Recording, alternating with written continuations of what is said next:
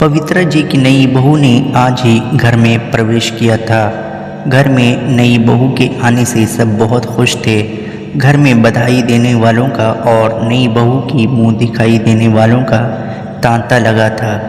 इसी बीच पवित्रा जी किसी काम से अपने कमरे में गई, तभी उनकी नज़र अपने पति रमाकांत जी की फ़ोटो की ओर गई, जिनकी अभी 2 साल पहले मृत्यु हुई थी।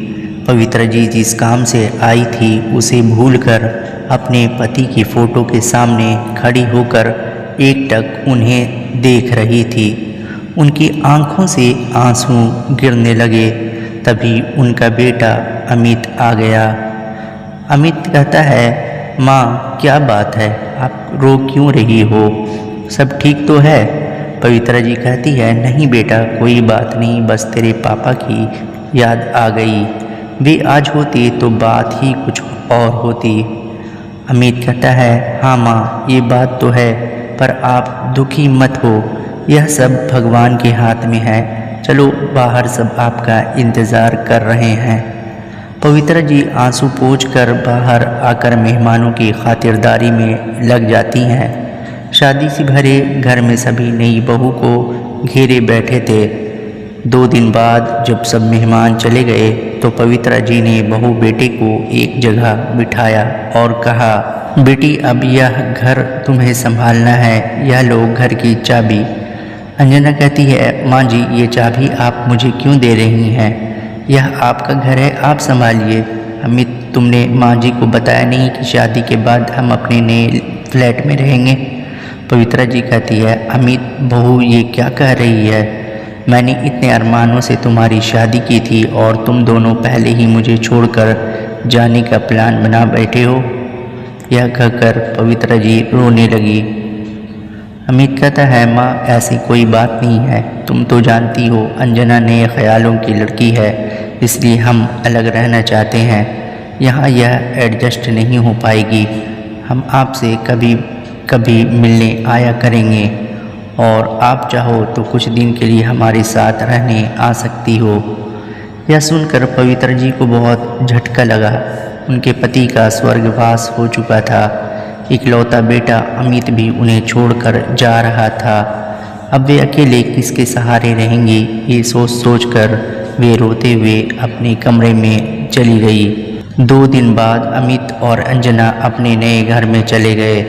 जाते समय अमित ने माँ से कहा, माँ मैं आपसे मिलने आता रहूँगा और पैसे भी भिजवाता रहूँगा, आप चिंता मत करो।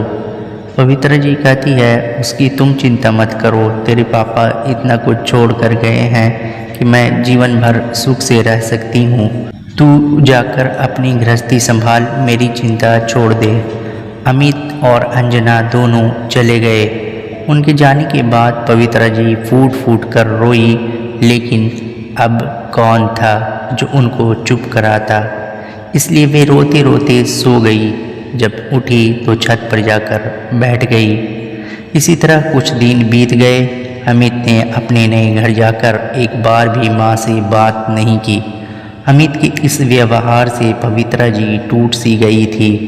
एक दिन पवित्रा जी की बचपन की सहेली उनसे मिलने आई।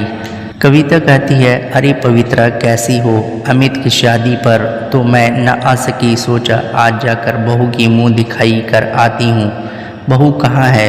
पवित्रा जी कहती हैं, कविता वे दोनों ये घर छोड़कर चले गए, बहू मेरे साथ नहीं रहना चाहती है। यह सुनकर कविता को बहुत गुस्सा आया। उसने कहा, तू चिंता मत कर, मैं हूँ ना तेरे साथ। सुन, इस घर को पेइंग गेस्ट बना देते हैं, पास ही कॉलेज है, उसके बच्चे यहाँ आकर रहेंगे, उससे तुझे इनकम भी हो जाएगी और तेरा मन भी लगा रहेगा। पवित्रा जी कहते हैं, लेकिन यह सब कैसे होगा, मुझे तो कुछ नहीं आता।